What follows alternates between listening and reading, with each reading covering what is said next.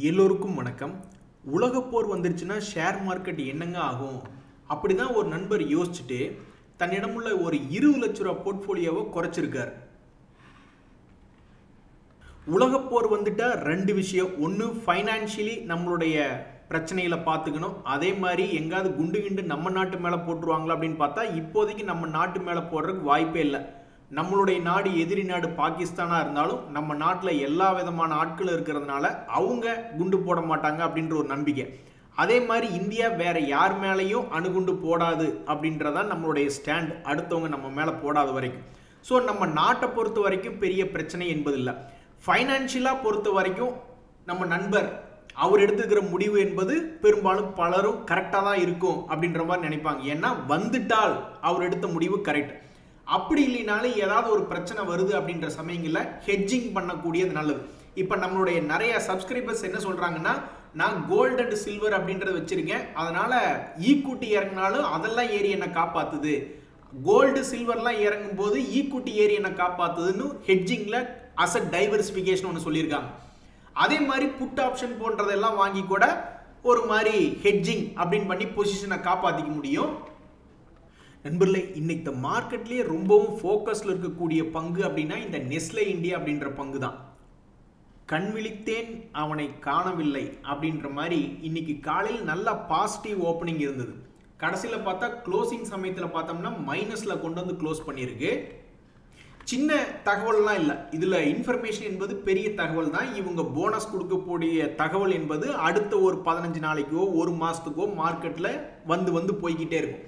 அப்படி இருக்கக்கூடிய இந்த நேரத்தில் இது ஒரு ட்ரிகர் பாயிண்ட்டை எடுத்துக்கிட்டு பெரிய அளவில் மேலேயோ அல்லது பெரிய அளவில் கீழேயோ இன்னையிலிருந்து ஸ்டார்ட் ஆகி மூவ் ஆக ஆரம்பிக்கும் அப்படின்றதான் நிறைய ட்ரேடர்களுடைய எதிர்பார்ப்பு. ஆனால் இன்னைக்கு அவன் பெருசாக சாதிக்கல. அது மட்டும் இல்லாமல் மனசு நோகடிச்ச கிளியாக அவன் டாப்ல இருந்து பாசிட்டிவ், இன்னைக்கு காலையில் ஓப்பனிங் பாசிட்டிவ் தான், பட் க்ளோசிங்கில் முடிக்கும் போது கிட்டத்தட்ட ஃப்ளாட் டு நெகட்டிவாக முடிச்சிருக்காங்க.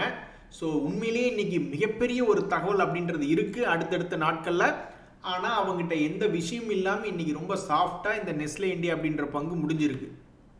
இனி அடுத்தடுத்த நாட்கள்லையாவது ஏதாவது ஒரு வாலட்டிலிட்டி காமிப்பானா அப்படின்ற ஒரு எதிர்பார்ப்பு இந்த நெஸ்லே இந்தியா அப்படின்ற பங்குல வந்திருக்கு. நண்பர்களே, இன்னைக்கு இந்த டிமார்ட் ஷேர் ஹோல்டர்ஸ் அப்படியே சிலிர்த்துக்கிட்டாங்க. இன்னைக்கு இன்ட்ராடேல அது நெகட்டிவ்ல இருந்தது. ஆல்மோஸ்ட் 4255. அங்கிருந்து கடைசியில் க்ளோசிங்ல பார்த்தோம்னாக்க ஹை வந்து ஒரு பங்குக்கு 100 ரூபாய் இன்ட்ராடேலேயே ஏறிட்டு கடைசியில் நெகட்டிவ்ல இருந்த பங்கு பாசிட்டிவ் 26 ரூபாய் அப்படின்ற மாதிரி க்ளோஸ் ஆயிருக்கு. இவங்களுக்கு இன்ட்ராடேல மட்டும் இல்லை, சமீபத்தில் ஒரு ஷார்ட் டேர்ம் ஸ்விங் ட்ரேடிங்லையுமே கூட அவங்க சிலிர்த்து கொள்ளும்படியாக 4000 ஆல்மோஸ்ட் இப்போ 8% என்பது ஏறி வந்திருக்கு. இதனால அவங்களுக்கு ஒரு மகிழ்ச்சியா இருக்கு. நண்பர்களே, எப்பவுமே ட்ரேடர்கள் வந்து ரொம்ப கண்ட்ரோலாக இருப்பாங்க இந்த வாரத்துக்கு உண்டான பங்கை செலக்ட் பண்ணுறதுல. அப்படி இந்த வாரத்தில் முதல் நாள் இன்னும் 4 நாள் பாக்கி இருக்கு. அப்படி இன்னைக்கு முதல் நாள் F&O செக்மெண்ட்ல எது முக்கியமாக ஃபோக்கஸில் வந்தது அப்படின்னு பார்க்கும்போது இந்த பூனாவாலா ஃபின்கார் அப்படின்ற ஒரு பங்கு, அந்த பங்கு இன்னைக்கு ஒரு 5%. இதெல்லாம் ரொம்ப சாதாரண விஷயம் தான், பட் இருந்தாலும் இன்னைக்கு இந்த மார்க்கெட்டில் 5% ஏறி இந்த வாரத்துக்கு ஃபோக்கஸாக வந்துள்ள ஒரு பங்காக இந்த பூனாவாலா ஃபின்கார்ப் இருக்கு.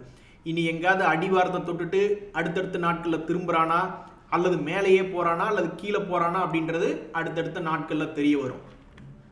அதே மாதிரி பாலிகேப் அப்படின்ற பங்கு, இதுவும் கொஞ்சம் கௌரவமாக ஒரு 5% பக்கத்தில் இன்னைக்கு வாலட்டிலிட்டி அப்படின்றது காமிச்சிருக்கு. ஸோ இந்த பங்கு அடுத்தடுத்த நாட்களில் என்ன பண்ண போறான் அப்படின்றது பொறுத்து இருந்து தான் பார்க்கணும். இது போக நிஃப்டி 500 இண்டெக்ஸ்ல ஏதாவது பங்குகள் இன்னைக்கு முக்கியமா மாறி இருக்கா அப்படின்ற மாதிரி சமயத்தில் இந்த ஜீல் அப்படின்ற ஒரு பங்கு ரொம்ப நாள் கழிச்சு மிக முக்கியமான ஒரு 2 days மூவிங் ஆவரேஜையும் தாண்டி இன்னைக்கு ஒரு பெரிய பார் அப்படின்றது போட்டிருக்கான். அடுத்த சில நாட்களில் இப்படி கீழ் நோக்கி வருமா அல்லது மேல் நோக்கி வருமா அல்லது இந்த பாருக்குள்ளேயே ஆடுறானா அப்படின்றத பொறுத்து இருந்து பார்க்கணும். அதே மாதிரி தான் ஒவ்வொரு பங்குக்கும் இந்த MRPL மற்றும் சென்னை பெட்ரோ போன்ற பங்குகளும் நிஃப்டி 500ல எத்தனை ஸ்டாக் பாருங்க, கிட்டத்தட்ட 1000 ஸ்டாக் இருக்கு. ஆனால் இன்னைக்கு உருப்படியாக மேல் நோக்கி வந்து ஃபோக்கஸில் இருந்த பங்குகள் அப்படின்னு பார்த்தா ஒரு 4-5 தான். இது போன்ற சில பங்குகள் தாங்க ட்ரேடர்கள் கவனிக்கக்கூடிய பங்காக இந்த வாரத்தில் இருக்கு. நண்பர்களே, இன்னொரு மிக முக்கியமான தகவல், SJVN அப்படின்ற பங்கு இன்னைக்கு பாசிட்டிவ்ல க்ளோஸ் ஆயிருக்கு. இன்னைக்கு காலையில ஓப்பனிங்ல ஆனா உண்மையிலேயே இன்னைக்கு சொல்லக்கூடாது நண்பர்களே, இன்னைக்கு மார்க்கெட் என்னமோ கீழே வீழ்ச்சி தான். ஆனா போர்ட்போலியோல பல பங்குகள் இன்னைக்கு பறந்துருக்கானுங்க. என்ன காரணம் தெரியல. யாராவது நல்ல கீழ் ரேட்ல யாராவது பல்க் ஆர்டரா போட்டு வாங்கிட்டாங்களா, பேஸ்கட் ஆர்டரா அப்படின்றது தெரியல. நிறைய பங்குகள் இன்னைக்கு மேல் நோக்கி ஏறித்தான் முடிஞ்சிருக்கு. ஆனா மார்க்கெட் வீக்கு. என்னைக்குமே நம்ம போடுறது ஒரு கணக்கு, ஆண்டவன் போடுறது இன்னொரு கணக்கு அப்படின்ற மாதிரி ஆயிடுச்சு. ஸோ இந்த எஸ்ஜிவிஎன் இன்னைக்கு மைனஸ்ல இருந்து பாசிட்டிவ் வந்ததுனால அந்த ஷேர் ஹோல்டர்ஸ் எல்லாம் கொஞ்சம் குஜி ஆயிட்டாங்க. சரி, அப்ப கீழே இன்ட்ராடே பொறுத்த வரைக்கும் -2 பிளஸ் வந்திருக்கீல, அப்ப லாங் டேர்ம்லயும் நீ இன்னும் மைனஸ்ல தான் கிடக்குற, 2 days மூவிங் ஆவரேஜுக்கு கீழே தான் இருக்க. அப்போ ஒரு முறை மேல் நோக்கி ஒரு 110 120 இது வருவியா உடனே அப்படின்ற மாதிரி அவங்களுக்கு எதிர்பார்ப்பு வந்துடுச்சு. ஸோ சும்மா இருந்த சங்க எடுத்து ஊதிக்கு எடுத்த மாதிரி 2-3 நாட்களாக ஏறி வந்திருக்கக்கூடிய இந்த எஸ்ஜேவிஎன் தொடர்ந்து அவங்களுடைய எதிர்பார்ப்பை பூர்த்தி செய்யுமா, இல்லை அது கும்பா குட்டியாகவே வாழுமா அப்படின்றது பொறுத்திருந்து தான் பார்க்கணும். எங்ககிட்ட புது திட்டம் அப்படின்லாம் எதுவும் இல்லை. இப்போ இருக்கிற சப்போர்ட்டை உடைச்சான்னா அடுத்தது நாங்கள் எங்கே போய் தேடுறதுன்னு தான் யோசிச்சுக்கிட்டு இருக்கோம் அப்படின்ற மாதிரி இந்த பிஎல்எஸ் இன்டர்நேஷனல் அப்படின்ற பங்கு சமீப காலமாக ஒரு குறிப்பிட்ட ஜோன் வந்த உடனே அந்த ஜோன்ல இருந்து ஓரளவுக்கு ரெக்கவரி அப்படின்றது 3 முறை காமிச்சிருக்கான். இந்த முறை என்ன பண்ணுவான்னு தெரியல. ஸோ எங்ககிட்ட வேற திட்டம் என்பது எதுவும் இல்லை. சமீபத்தினுடைய குவார்டர்லி ரிசல்ட் வரைக்கும் நல்லா தான் பண்ணியிருக்கான். ஸோ இங்கிருந்து ஏறுனா ஆச்சு, இல்லையா கீழே கீழே குமிஞ்சு பார்க்க வேண்டியதான், வேற எங்க அடுத்த சப்போர்ட் அப்படின்ற மாதிரி அப்படின்னு அந்த ட்ரேடர்களோட எண்ணத்தில் இருக்கு. ஸோ இந்த 356 சென்டர் பாயிண்டை வச்சுக்கிட்டு 450 போகுமா அல்லது 250 வருமா அப்படின்னு அந்த ட்ரேடர்கள் ரொம்ப குறிப்பை பார்த்துட்டு இருக்காங்க.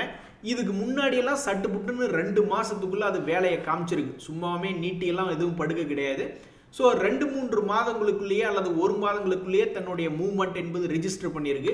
ஸோ அடுத்த ஒரு மாதம் அல்லது 2 மாதத்தில் இந்த பிஎல்எஸ் இன்டர்நேஷனல் புது சப்போர்ட்டை நோக்கி போகுமா இந்த ஷேரினுடைய விலை, அல்லது பழைய ரேட்டுக்கே வருமா அப்படின்றது பொறுத்திருந்து பார்க்க வேண்டிய ஒரு ஹைலி வாலடைல் பங்காக, கீழிருந்து மேலே 100 ரூபா ஏறினாலும் சரிதான், அல்லது மேலிருந்து கீழே இறங்கினாலும் 100 ரூபா சரிதான், ஹைலி வாலடைலிட்டியான பங்காக தற்போது மார்க்கெட்டுக்குள்ள உலா வந்து கொண்டிருக்கிறது. எங்களை பொறுத்த வரைக்கும் இது மேல் நோக்கி தான் வரணும் அப்படின்ற மாதிரி பல ட்ரேடர்கள் நினைச்சிட்டு இருக்காங்க. 52 வீக் ஹை வராட்டியும் பரவாயில்ல, ஒரு 3 months ஹை வரட்டும் அப்படின்னு நினைச்சுக்கிட்டு இருக்காங்க.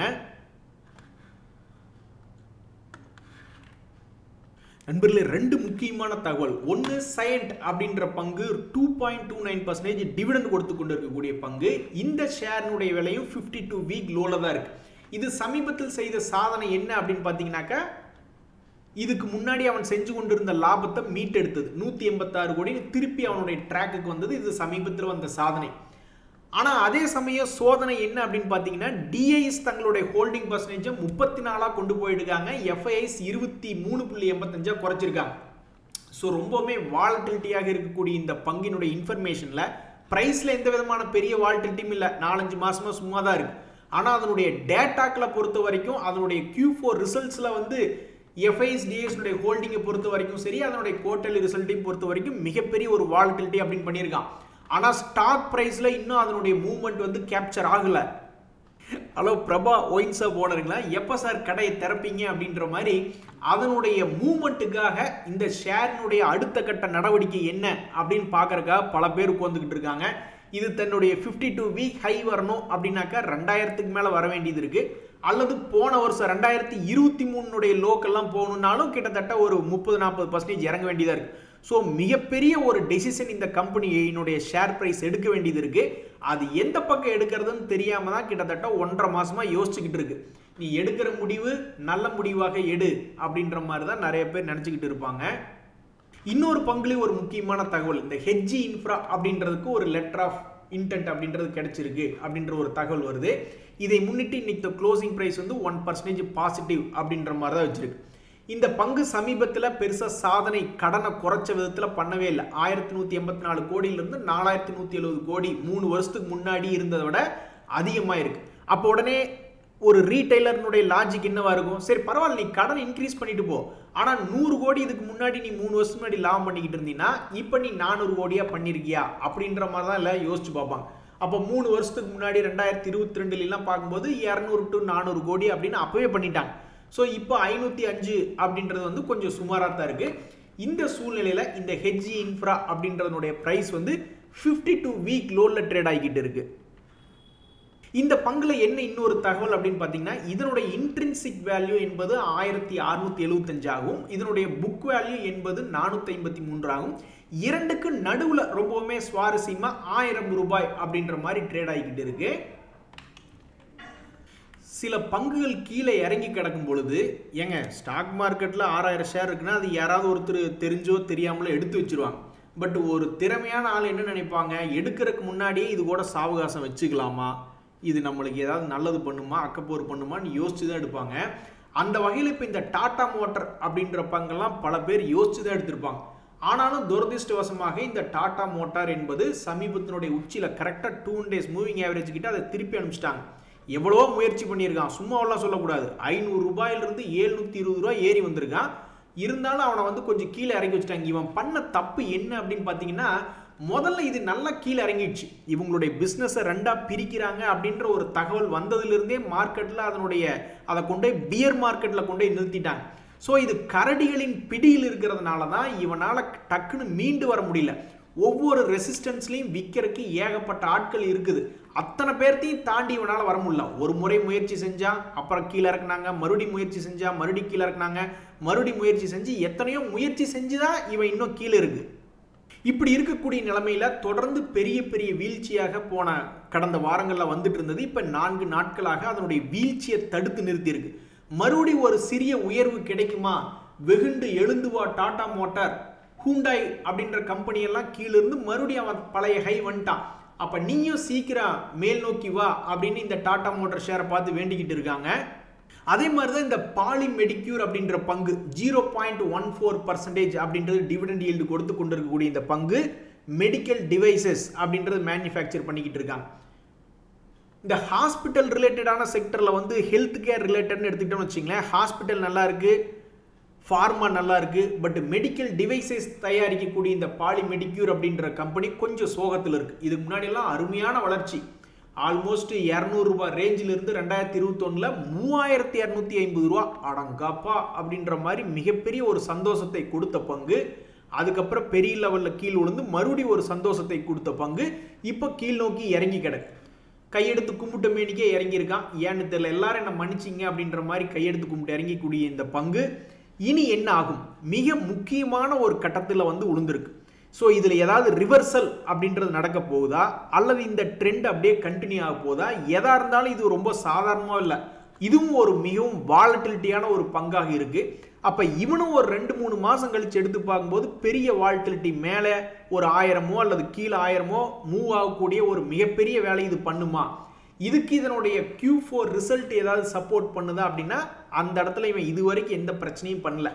அதே மாதிரி இதனுடைய முதலீட்டாளர்களை பொறுத்த வரைக்கும் இந்த FIS மட்டும் 12.33% வச்சிருந்தவங்க கொஞ்சம் குறைச்சு 11.46 மாத்திருக்காங்க. பட் அதே சமயம் மிக்சட் சிக்னல் DIs வந்து தங்களுடைய ஹோல்டிங்கை 11.96 கொஞ்சம் உயர்த்தியிருக்காங்க. ஸோ ஹோல்டிங்கில் பெரிய அளவில் மாற்றம் இல்லை, எல்லாரும் வச்சு பார்த்துக்கிட்டே இருக்காங்க. இவன் இனி என்ன பண்ணுவான், இந்த பாலிமெடிக்யூர் மேலே போவானா கீழே போவானான்னு அதை எதுவுமே கைதோடாமல் அதனுடைய வெயிட்டேஜ் எதுவும் மாற்றாமல் பார்த்துக்கிட்டே இருக்காங்க. ஆனால் ரீட்டைலர் மனசில் என்ன இருக்குன்னா, நீ ஒரே ஒரு இடம் 3000 ரூபா வா, உன்னை விட்டு நான் ஓடி போயிடுறேன் அப்படின்ற மாதிரி தான் நினச்சிட்டு இருப்பாங்க. ஸோ இன்னொரு 2-3 மாதம் கழிச்சு இந்த பாலிமெடிக்யூர் என்ன பண்ணி இருக்குது அப்படின்றது தெரிஞ்சுக்கிறதுக்கு பல ட்ரேடர்கள் ஆர்வமாக இருக்காங்க. நண்பர்களே, இப்பதான் சமீபத்தில் இந்த ஹிந்துஸ்தான் ஜிங்க் என்பது அதிர்ச்சி வைத்தம் கொடுத்தது. நல்ல மிகப்பெரிய ரேலி, அதுக்கப்புறம் மறுபடியும் மிகப்பெரிய ஒரு 20% பக்கம் வீழ்ச்சின்னு பல பேர்த்துக்கு அதிர்ச்சி வைத்தம் கொடுத்தது இந்த ஹிந்துஸ்தான் ஜிங்க் தான். ஹிந்துஸ்தான் அப்படின்றதுக்கு அப்புறம் ஜிங்க் இருக்கு, ஹிந்துஸ்தான் அப்படின்றதுக்கு அப்புறம் அலுமினியம் இருக்கு, ஹிந்துஸ்தான் அப்படின்றதுக்கு அப்புறம் காப்பர்னு ஒன்று இருக்கு. அப்ப இந்த பங்குகள்லாம் ஏதாவது அதிர்ச்சி வைத்தியங்கள் பண்ணுமா அப்படின்ற மாதிரி நிறைய பேர் பார்த்துக்கிட்டு இருக்காங்க. ஸோ ஹிந்துஸ்தான் காப்பர் மிக முக்கியமான ஒரு இடத்துல வந்துகிட்டு இருக்கு. ஏதாவது ஒரு 10% ஏற்றமோ அல்லது இறக்கமோ வந்துச்சுன்னா நல்லா இருக்குமேன்னு பார்த்துட்டு இருக்காங்க. அதே மாதிரி தான் இந்த ஹிண்டால்கோ இண்டஸ்ட்ரீஸ், அவனும் ஒரு மிக முக்கியமான கட்டத்தில் வந்திருக்கான். இவனும் வந்து திடீர்னு அதிர்ச்சி வைத்தியமாக ஒரு மாதத்துக்குள்ளேயே ஏதாவது பெரிய ஏற்றமோ அல்லது பெரிய இறக்கமோ வந்துச்சுன்னா எங்களுக்கு அதிர்ச்சி வைத்தியம் நல்லா இருக்குமே அப்படின்னு அந்த பங்குகளும் வச்சுக்கிட்டு இருக்காங்க. முன்னாடி ஹிந்துஸ்தான் பேர் வச்சிருக்கீங்களா, அப்போ நீங்களும் இந்த ஹிந்துஸ்தான் ஜிங்க் மாதிரி ஏதாவது ஒரு அதிர்ச்சி வைத்தியம் கொடுங்க, எங்களுக்கு தேவை மிகப்பெரிய வால்டிலிட்டி, அது மேலேயோ அல்லது கீழேயோ செஞ்சு காட்டுங்க அப்படின்னு பல பேர் கோரிக்கை வச்சுக்கிட்டு இருக்காங்க. நல்ல நல்ல பங்குகள் எல்லாமே எங்களுடைய கோஷ்டி தான், அந்த 10 ரூபா பாட்டு கோஷ்டி தான் அப்படின்னு பல ட்ரேடர்கள் நினச்சிட்டு இருக்காங்க. டாடா ஸ்டீலு, டாடா பவரு, இந்த மாதிரி அசோக் லைலாண்ட், இதெல்லாம் காலத்தால் அழியாத கம்பெனிகளாக இருக்குது. ஒரு மாதிரி டவுனில் போனாலும் இவங்கெல்லாம் பேங்க்கில் கேட்டாவோ அல்லது வேறு ஏதாவது ஒரு வகையில் பணத்தை புரட்டி புது ப்ராடக்ட்டுகளை விட்டு எப்படியாவது மார்க்கெட்டில் இருக்கக்கூடிய பங்குகளாக இது போன்ற பங்குகள் இருக்குது. அப்போ இதெல்லாம் 10 ரூபா பாட்டு கோஷ்டி லிஸ்ட்டில் வந்துருமா, கீழே இறங்கினா மேலே ஏறுமான்னு பல ட்ரேடர்கள் பார்த்துட்டு இருக்கீங்கள. இந்த அசோக் லைலாண்ட் இறங்க மாட்டேங்கிறான், வாசிக்கிறான், இன்னும் கொஞ்சம் தூரம் வாசிக்க வேண்டியது இருக்குது, பாதியிலே நின்றுட்டு இருக்கான். அதாவது ட்ரேடர்கள் என்ன நினைக்கிறாங்கன்னா, இந்த அசோக் லைலாண்ட் அப்படின்றதெல்லாம் பார்த்தீங்கன்னாக்கா கடந்த 8 மாதத்தில் ஒரு இறக்கம் அப்படின்னு வந்துருச்சுனாக்கா அப்புறம் ஏற்றம், அப்புறம் மறுபடியும் ஒரு இறக்கம், அப்புறம் ஏற்றம், இறக்கம் ஏற்றம், இறக்கம் ஏற்றம், இறக்கம் ஏற்றம் அப்படின்ற மாதிரி 10 ரூபா பாட்டு கோஷ்டியாக விளையாண்டுக்கிட்டு இருக்கக்கூடிய இந்த நேரத்தில் நீ இப்போ இறங்கி ஏன் கரெக்டாக 50 டேஸ் மூவிங் ஆவரேஜ் கிட்டே நிற்கிற? இன்னும் கொஞ்சம் கீழே வந்து ஒரு 215 வரைக்கும் நிற்காம வரலாம்ல. 236 இருக்க, 215 வந்து மறுபடியும் ஒரு பாட்டு பாடினாக்கா ரொம்ப மகிழ்ச்சியாக இருக்குமே அப்படின்னு இந்த அசோக் லைலாண்டை பார்த்துட்டு கீழே வா வா வான்னு கூப்பிட்டுக்கிட்டு இருக்காங்க. இனி இது வருவானா என்னன்றது தெரியல, கரெக்டாக சென்டர் பாயிண்டில் இருக்குது. இதெல்லாம் மனசு வச்சு இன்னொரு 20 ரூபா இறங்கி அந்த ட்ரேடர்களை சந்தோஷப்படுத்தலாம் 10 ரூபா பாட்டுக்கு. பட் ஏனோ அது வந்து தொடர்ந்து 4-5 நாள் இறங்குச்சு. அப்புறம் அதனுடைய வீழ்ச்சியை 50 டேஸ் மூவிங் ஆவரேஜ் கிட்ட கொஞ்சம் தடுத்து நிறுத்தியிருக்கு. இனி இது என்ன பண்ணும் அப்படின்றத பொறுத்து இருந்து தான் பார்க்கணும். நன்றி, வணக்கம்.